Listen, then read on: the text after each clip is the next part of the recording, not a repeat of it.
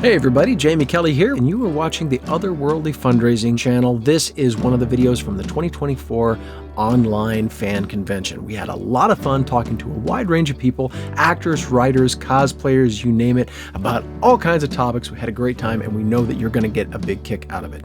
The 2024 Otherworldly Fundraising season has been for MomBomb, which is a great organization helping mothers and some fathers who are in distress. It's a great charity, and we were more than happy to help them out. So if you would like to give, check out the information down below. And thank you all so very much. And now, on with the show. Oh, man. Wonderful person. Thank you so much for being here with us, Lindsay Krause. Goodness gracious, she's got a whole library full of stuff. And now, one of the best things about this program and other programs that you may have been watching or listening to over the course of this weekend for Otherworldly Fundraising 2024's version, I should say, is that there's a book about the history of words all of a sudden. So I might have to add that to my Amazon list. Hashtag not a sponsor of this program, but hypothetically, if they want to be a sponsor, call me maybe, you know, so, and then we can talk numbers later. But I believe I was just handed a note by one of our producers saying that we were up to $1,135 for this fundraiser. So thank goodness for that. That's a really good number. You know, these numbers are great numbers in this racket, man. We're going to pump these numbers up, as our good friend McConaughey might say. Am I right, Julia? Absolutely. Folks have been so generous with their time and their money. Keep sharing. We're going to keep it up for, I think, about a week. So you still have an opportunity to give more. Talk to your employers. Oftentimes they will do a matching donation, and that is so cool. And make sure that you keep a lookout on our YouTube channel. Our awesome team will go back into the live streams and make sure that all that content gets reposted. So if you missed your favorite person, you did not miss them. You're going to be able to go back and watch that interview all over again. We're still waiting on some final notes from our producers, but let's see, Doug, do you want to come on screen now? I know you've been working hard this weekend too. Has he been working OT, what also known as overtime in these studio realms? Because I see this man's face everywhere I go, whether it's on the billboards, the marquees, the hotels, the casinos that I haven't been going to because I don't gamble, like Vince Vaughn and Jon Favreau did back in 1996. If you know what movie I'm talking about, more power to you. But by the way, I like your background with our friendly neighborhood Spock because we were discussing Star Trek earlier on in this program, and I mentioned how First Contact is what got me into Star Trek. So hey, there's no right or wrong answer about how you were introduced to the Star Trek, right? Well, I being 720 years old, exactly. You're almost as old as Yoda, which is great. Which is another fandom. I was there in '66 when Star Trek came on, so obviously, I became a fan of TOS, the original series, right away. I think the very first episode I saw was The Naked Time, where everybody got drunk off of touching each other. Or stoned, or however there's so much more explanation. I know. I was going to say, I don't know if we want to go into this round, but yeah, there's a couple things that come to my mind that I can't say on this program because I want to keep things healthy for the viewers, but still. And it impressed me so much that I decided to devote my life to drinking. No, I'm not. And Star Trek in the process of drinking 6 rounds a day. No, I'm just kidding. I'm sorry. But the thing that really struck me watching that episode the first time, right, was, I didn't know that, anything about the characters. I didn't know that Spock, his crying was going to, that his crying was going to be a big deal. But I'm watching it and I'm just, I'm enthralled by all this. But when he gets mad, when Kirk finally pushes him to the edge, and he picks him up, throws him across the room, smashes the computer with his fist, and what? Okay, we don't want to mess with Vulcans. Vulcans are tough. Let's hold off on that. Unless you want to be the friendly neighborhood Scotty looking at something saying, computer, computer, are you there? Computer. Hello, computer. Computer. Anyway, I'm sorry. I'm going back to Star Trek 4 Voyage Home, but never mind. Sorry, Julia. I didn't mean to interrupt the thought process there. You're good. So my dad has also been a Trekkie since there was Trek. And so he got us me and my siblings introduced very young. I think TNG was the first thing I watched. So I'm very much a TNG girly at heart. And I love New Trek. I remember it came out when I was in college. And my dad would call me, and I was so busy, I didn't have time to watch anything, and he kept calling me when Discovery came out, and he just kept saying, Julia, you have to watch it. It's Star Trek. You're gonna love it. It's so good. So he also got me into New Trek, and now I've seen pretty much everything, but no spoilers for this season of Discovery because I have not finished it yet. I still need to catch up. Don't tell me anything. I want to go in cold. It's so good. It's so good. The only Trek that I actively avoided was Deep Space Nine. Really? Because after the original series and after TNG, right? Yeah. I don't think I was ready for the darker side of with Cisco and all those guys. Yeah. Nobody likes anybody else. When I'm going, wait a minute, Gene said everybody loves each other. There's no conflicts, and it was also there were threads of stories where if you missed a couple of weeks, you were a little bit behind from time to time. So I don't hate it. I don't know enough about it to make a decision on it, but so that will be my new Trek. I'm going to go back and start. We'll get you there eventually. That's fair and I'll send this to you in the background of our studio in the green room here. And this is for everybody too who's a fan of this property. A friend of mine who's an indie writer who also is a Trekkie. He's been a Trekkie for many, many years. He makes these door hangers now that he sells at his table when he's tabling at book signings. And he's a crime fiction writer, but he also writes in different genres because he's all around. His name is Bobby Nash. Lives in the great state of Georgia, Atlanta, Georgia. He's a great guy, great writer. He made a door hanger that has Cisco on it from DS9, and on the bottom of the door hanger it says "Welcome to DS9." And I'm like, "Yo, that's cool. I like that." And I went to him and I said, "Look, I'm not going to buy the Cisco one just yet, but I will say this. Hey, Super Loop, we'll get to you in a second. I promise you." But I bought the door hanger that has the Muppet. What is it called? The Muppet Show news anchor who says a Muppet news flash every time he shows up. So it says on air behind him, and then on the bottom of the hanger it says "Go away." Because I'm a podcaster, right? So I have that on my door every time I'm doing a show. And then the other one I got is Genie from Aladdin, a little indie film that came out in 1992 that blew everybody's mind. And it says, "I wish you'd go away." And he's got that little smirk and smile on his face. By the way, rest in peace, Robin Williams. We miss you too, buddy. But yeah, if you're looking for really good door hangers or bookmarks for those of you who are book lovers, like Lindsay Krause is and everyone else we've had on this program, check out BobbyNash.com. You may find some bookmarks or door hangers. I know door hangers is something you don't hear every day because it's so 1932. But I mean, Doe's 730 years old, so he knows what I'm talking about. Right. So if you want a door hanger for Trekkies, he's got plenty of Spock ones available if you want one, Doe. Just throwing that out there. By the way, Steven, good to see you. We were just talking about you and your fancy neighborhood nightlight that has the Superman S emblem on it that I really want. Oh, yeah, I know. Well, I came in because I want to say that my dad, along with Doug, back in the 1960s, was one of the only 7 people that actually watched Trek when it was on TV.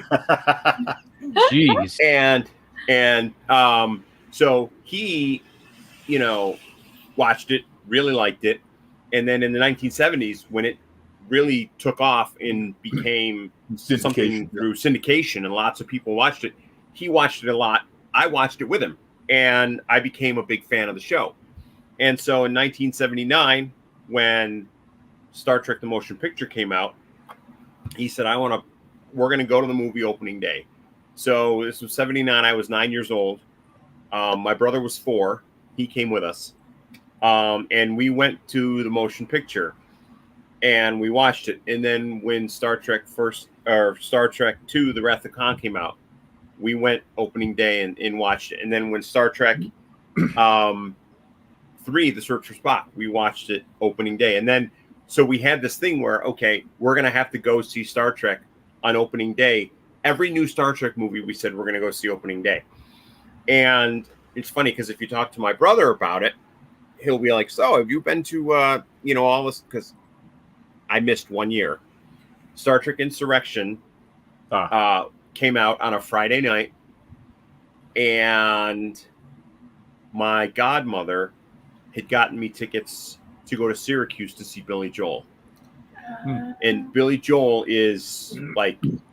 He is my favorite musician of all time. He's just kind of iconic. Only been around for like 600 years. I've seen him probably like 16 times live now. Are you serious? And so she said, and so it was like, well, I have to go see Billy Joel with my godmother, my Aunt Marge, or go see Star Trek Insurrection.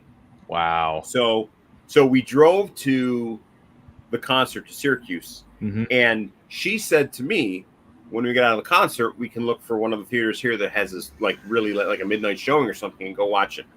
But when we got out of the concert, she's like, I'm tired. I just want to go. I'm beat, and I was like, okay. So the following day, it was Saturday, my brother and I went to go see it.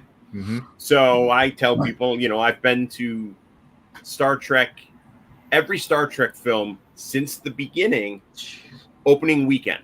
Wow. And my brother was like, oh, opening weekend? Because he actually went when I didn't on opening day for Insurrection. So he's been to every single Star Trek movie on opening day since the very first one. And I have not. But Billy Joel trumped it at that point. It kind of takes precedent. He would. Yeah. I mean, speaking of your dad, this was back during VHS days. Oh, I love those days. Love VHS. Love them. My father was still alive.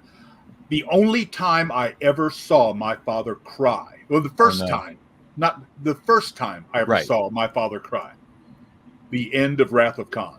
I'm showing it to him. I'm showing it to him at my house because he had watched the original series. Yeah, sure. So, you know, I put it in and showed it to him, and I'm just watching it, and I'm trying not to because, I mean, thinking about it. I said before, I cry at card tricks. I mean, TV commercials get me. I mean, me too. Man. Me too. You put a kid or an animal in there, I'm done. You're putting a lot of your cards on the table here in front of this viewing audience.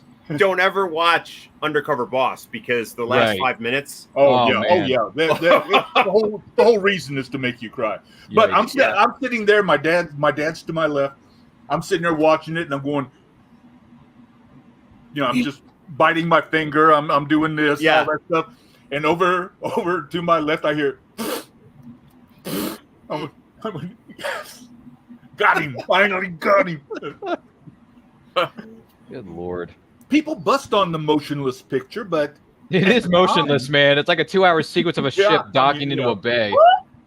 But I'll tell you something. I really, really liked the story, the plot line, the fact that they found one of the Voyagers. I mean, back then it was 1980, so they assumed that the Voyager program was going to continue on and not just stick with Voyager 1 and Voyager 2. I mean, that was Voyager 6. But I like the idea of let's find Voyager 500, 600 years in the future, right? And it has become sentient. But to me, I also saw it in the theater the first time, and even watching it, I'm going, okay, Robert Wise, wonderful director, Sound of Music, all this stuff, but he's obviously never seen an episode of Star Trek. So, because the whole movie is motionless. But the thrill of seeing those people in those roles after again so many years, on the big screen, I was still just amazed. Just blue pajamas and everything. I was still amazed at seeing them and seeing Shatner so slim and trim. Being on a show for 3 years can put weight on a guy. Well, I got to tell you something, guys. This has been a great program. I think Otherworldly Fundraising has done a great job of putting this program together. We look forward to next year's iteration of this program. Good Lord, do we have some treats for you. And not just the stuff we have in those giveaways and those things we're going to be handing out to our lucky winners, whether they donate, preferably with your name and not just anonymous. But hey, to each their own. I'm not going to throw anyone under the bus here. But this has been great. Julia, as we wrap this up, I want to say thank you for having all of us here. This has been a blast. Kristen, who works tirelessly behind the scenes to make this thing as magical and as magnificent as it is. See, I just two M words in the same sentence. That hardly ever happens in my podcasting career.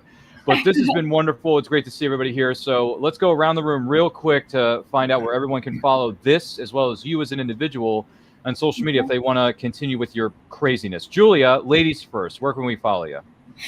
Go to Interlude Music Lessons on all socials, interludemusiclessons.com. You can go to our website. I post a ridiculous amount on TikTok, Instagram, YouTube, Facebook. Find us there. We do private piano and guitar lessons.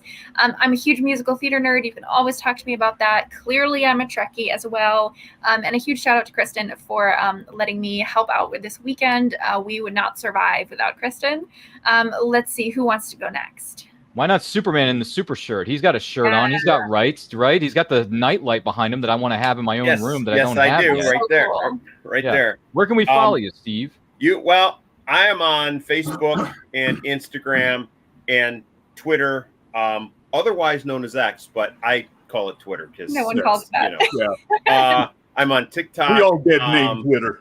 I'm on various socials, and under my name, you'll see it's at Browncoat Cal. Follow your kitchen, which is kitchen. And Browncoat Cal is Browncoat because I'm a huge Firefly fan. We aim to and misbehave. Cal because that's Kal-El, Krypton, Superman's birth name.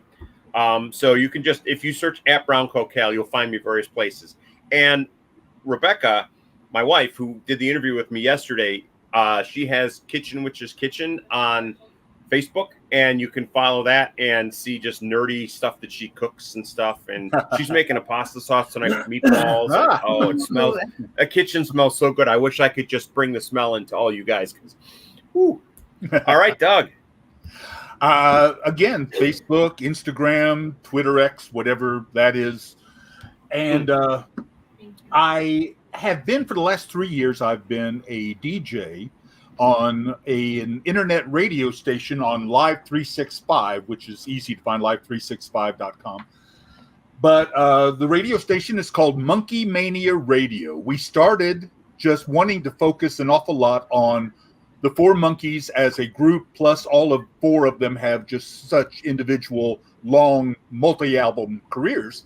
But we found out that we can't play more than 3 Monkey songs in a 2-hour period. So we have been opening it up. So we play music from the 50s all the way up to yesterday. Not the Beatles yesterday, but Saturday. And we just love it. I go by the name Unca Duck. Which, I know. When do you want to hear? You want to hear the story? It's a cute story about where Unca Duck came from. You can tell me in the green room. Already cutting me off. He's giving me this. I'm just saying. Tell me in the green room. But I'm come find us, Monkey Mania Radio. We've also got a Facebook page. You can find us there, and that'll direct you to the radio station. Well, guess we're saving the best for last with yours truly, your friendly neighborhood Spider-Man. No, I'm just kidding. Listen, I'm not Spider-Man. I like to be Superman because I wear glasses like Steve and I do over here. But anyway, listen, my name's Ryan of And Quote Channel. Follow me on Twitter and Instagram personally at RyanRPM5. Check out our YouTube channel, our Facebook page. All the socials are simply at And I Quote Channel. We're this close to hitting 1,200 subscribers on our channel. We are so happy about that. We are going to have a lot of fun. We've got a lot of great programming coming your way, whether it's movie watch-alongs over here, the Meaning of Fandom, where we celebrate your favorite fandoms over there. First Fridays every month, Friday 7 p.m. Eastern Time. Movie watch-alongs are Friday 7 p.m. Eastern Time, the second, third, and fourth Friday of every month. And then, and I quote, the flagship show of my channels on Saturdays 12 p.m. EST with indie creators. Who knows? Maybe Doug will stop by and we'll talk to him about monkeys. No, not the animals, but maybe the music or something of that nature. I don't know. Monkeys. Monkeys. Sorry, that's Robin Williams and Jumanji, if anyone ever remembers that movie from 1995. Same year that Indie in the Cupboard came out, but this was fun. Don't forget to like, comment, share, subscribe our Otherworldly Fundraising videos wherever you may be in the world, because... And donate. The link's still down below. Yes, donate. MomBomb. We can't emphasize that enough, because we're going to be back here. I'll be back in 2025 with another iteration of Otherworldly Fundraising, supporting a great cause and having some of the biggest names in the entertainment industry right here for you to ask questions for. So tune in. It's going to be a lot of fun. Am I right, Julia? Yes, absolutely. Thank you so much, everyone. Please go all our socials. You can still donate. We're going to leave that link up a little longer. So if you're not watching this the day of, that's okay. Please go donate. We are just about to end. Thank you to all of our wonderful followers. Thank you to the whole staff, all the volunteer crew. Kristen, you're the best. Have a great weekend, everyone. I'm going to close the live stream. Thank you to all the guests. Thank you to all the guests that came this weekend. Huge thank you. Everyone donated their time. Nobody here gets paid. It all goes to charity. So thank you so much to everyone. Good afternoon, friends. Hey everybody, Jamie Kelly here. Hope you enjoyed the video. If you did, be sure to like it, share it, comment on the video, and subscribe to the channel if you've not already. And be sure to check out all of the videos in the 2024 online fan convention for Otherworldly Fundraising. And be sure to check out MomBombs and support them. If you can, check out the links in the description for all the relevant information. Thank you so much. And again, this is Jamie Kelly with EAP Society and Jack Life YouTube channels. And we hope to see you back here at Otherworldly Fundraising real soon. Take care, everybody. Bye.